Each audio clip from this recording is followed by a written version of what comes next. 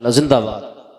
दीनी तालीम सबसे पहले सिखाओ और इरादा ये लेकर चलो, टारगेट ये लेकर चलो कि आलिम प्लस डॉक्टर बनाना, जी जी जी। मौलवी प्लस आईएएस बनाना है। कसम खुदा की ये जो उलमाए किराम है ना, मैं हकीकत बयान कर रहा हूं, ये उलमाए किराम अगर मदरसे में पढ़ने वाले बच्चों को गाइड किया जाए, उन्हें रास्ता दिखाया जाए, तो इनके लिए डॉक्टर बनना या आईएएस आईपीएस बनना कोई बड़ी बात नहीं है। जी हजरत, यही बात है। समझ रहे हैं आप? जी। अरे जो बच्चे अपने सीने के अंदर कुरान को महफूज कर लेते हो, जी जी जी। उनके लिए नीट क्वालिफाई करना कोई बड़ी बात है? बात है बहुत नहीं है। लेकिन होता क्या है, आजकल देखा जाता है, माजरत के साथ उलमाए किराम मुझे माफ करेंगे, हमारे बड़े बड़े लोगों ने भी दुनियावी तालीम को बड़ी बुरी नजर से देखा। अरे बस डॉक्टर बनाएंगे, इंजीनियर बनाएंगे, दुनियावी तालीम हासिल कराना है। मुझे बताइए, अगर दुनियावी उलूम हासिल करना मायूब है तो फिर दुनिया को ये क्यों बताते हो कि आला हजरत इमाम अहमद रजा खान को 56 उलूम पर महारत थी? क्या बात है, क्या बात है माशाअल्लाह। बहुत अच्छा, बताओ मुझे, बहुत खूब, बहुत खूब। इस कौम से ये मत कहो कि सिर्फ मौलवी बनाओ, नहीं, ये कहो मौलवी प्लस डॉक्टर बनाओ, क्या बात है, आलिम प्लस इंजीनियर बनाओ। और क्या कहते हो कि डॉक्टर बना लिया? अरे कहीं कुछ नहीं है, किसी डिपार्टमेंट में हमें कोई पूछने वाला नहीं है, दूर दूर तक कोई नजर नहीं आता। हमारे यहाँ डॉक्टर भी हैं तो वो हैं जो 4-5 महीने किसी हॉस्पिटल में जाके पुड़िया बांधा है। समझ रहे हैं आप? डिग्री होल्डर नहीं मिलेंगे, क्योंकि डिग्री हासिल करने के लिए 8 से 10 साल खर्च करना पड़ते हैं। जी। और मुसलमानों को तो यह है कि बिना जद्दोजहद के, बिना संघर्ष किए, बिना स्ट्रगल किए, बिना मेहनत किए बस यूं ही मिल जाए। जी जी जी। मेरे मुस्तफ़ा करीम सल्लल्लाहु ताला अलैहि वसल्लम के प्यारे दीवानों, इस बात को भी अगर आप नहीं समझे तो यकीन मानिए, अगर आपने आज भी तालीम को अहमियत नहीं दी, एजुकेशन को इम्पोर्टेंस नहीं दी, तो आने वाला जो वक्त है वो और भी बदतर होने वाला, बुरा होने वाला। जी जी।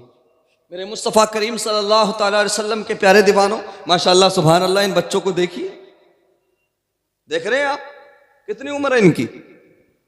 अल्लाह अकबर, कितने छोटे बच्चे हैं, इन्होंने अपने सीनों में कुरान महफूज कर लिया। अल्लाह अकबर। जब ऐसे बच्चों को देखते हैं, इतने छोटे बच्चे, इनके खेलने कूदने की उम्र है भाई, जी। कुरान को इन्होंने महफूज कर लिया। अब अगर इन्हें कोई सही से गाइड करने वाला हो तो ये कच्ची उम्र में, बहुत कम उम्र में आलिम भी बन जाएंगे, और ये चाहें तो बहुत कुछ दुनियावी तालीम भी हासिल कर सकते हैं। बेशक बेशक, हक है, ऐसा है हक कि बात नहीं? है, हक बात। अल्लाह अकबर, जरा मोहब्बत से बोलो सुभान अल्लाह। सुभान अल्लाह। जब इन बच्चों को हम देखते हैं ना, तो फिर एक बात याद आती है, जब ये बच्चे कुरान अपने सीने में महफूज करते हैं तो फिर ये अंदर से आवाज आती है, यार दुनिया लाख कोशिश कर ले।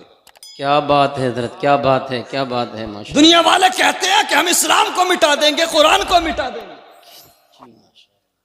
हम इस्लाम को आगे बढ़ने से रोक लेंगे। तरह तरह से इस्लाम पर कटाक्ष किया जाता है, अंगुश्तनुमाई की जाती है, ऑब्जेक्ट किया जाता है। जी।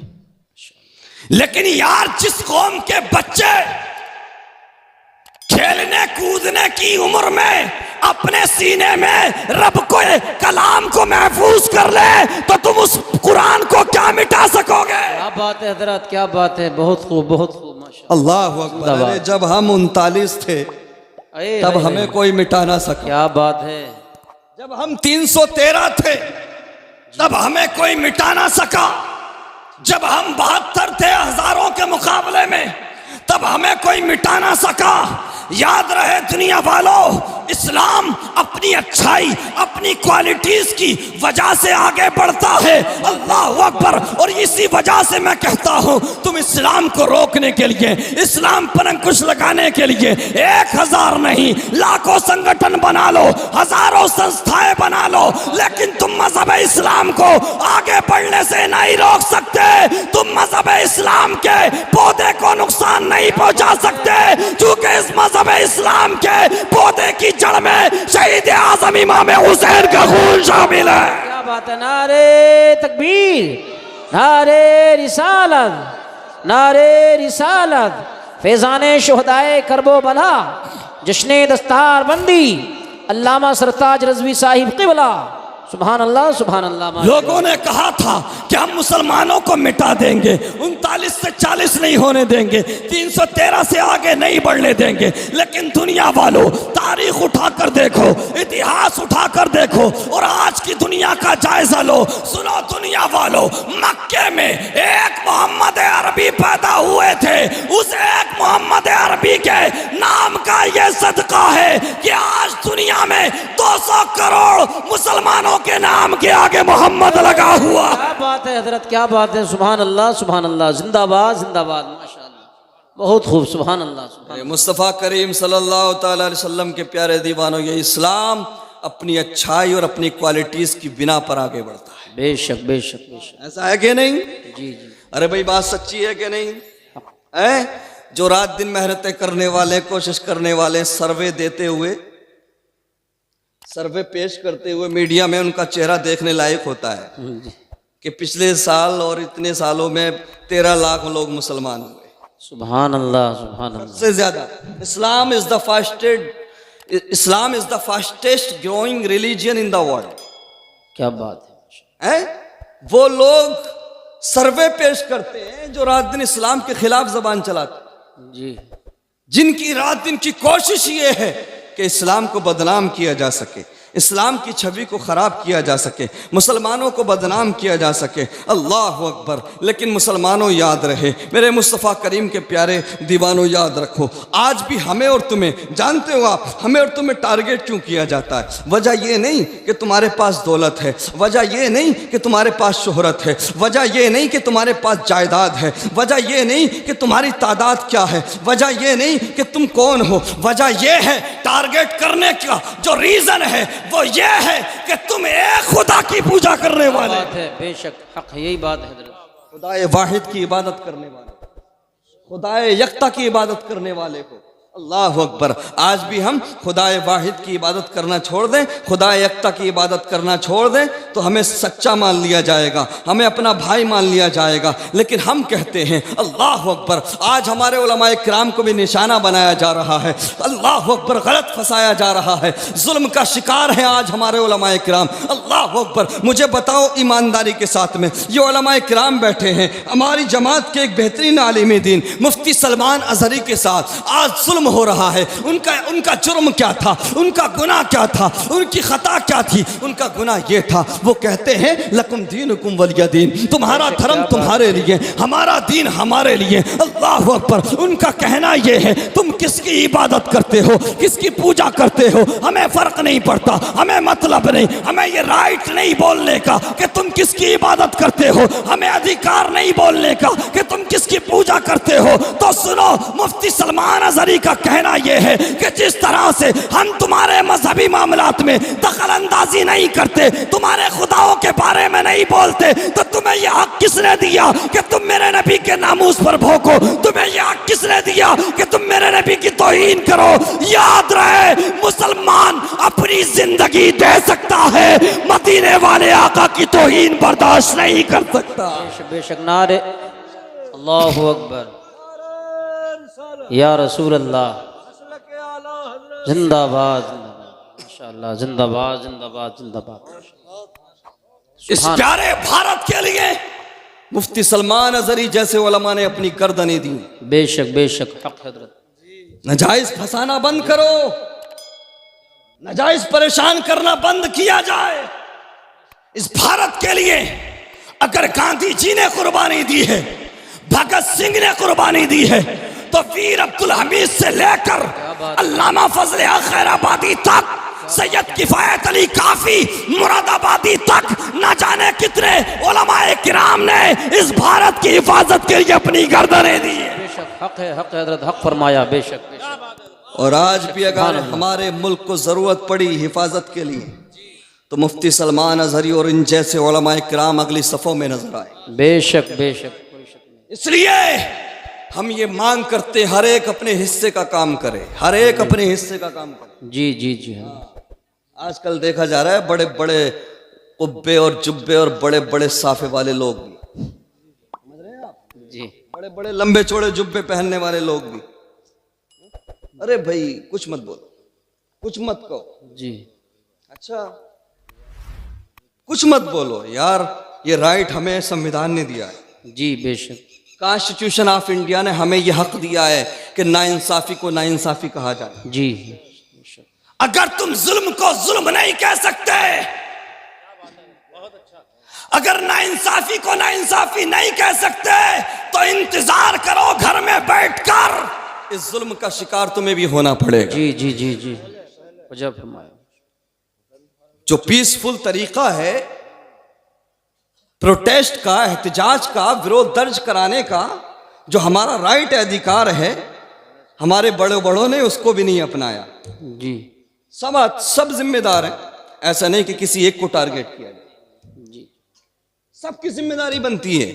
इस भारत में, हमारे प्यारे मुल्क में, जिनकी जो कौमें 2-2% है, 5-5% है, जो कम्युनिटी 2%, 5% है, वो भी अपनी बातें एहतजाज के जरिए हुकूमत से मनवा लेती हैं। जी लेकिन सिर्फ ये एक मुस्लिम कौम है, मदरसे तोड़ दो, मस्जिदें तोड़ दो, हमारे मुफ्तियों को जेल में डाल दो, कुछ भी कर दो, हमें फर्क नहीं पड़ता,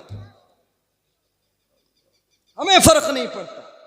और लोग कहते हैं कि यार ऐसे हालात हैं, कोई सलाहुद्दीन अय्यूबी जैसा कोई क्यों नहीं आता, मोहम्मद बिन कासिम जैसा कोई क्यों नहीं आता।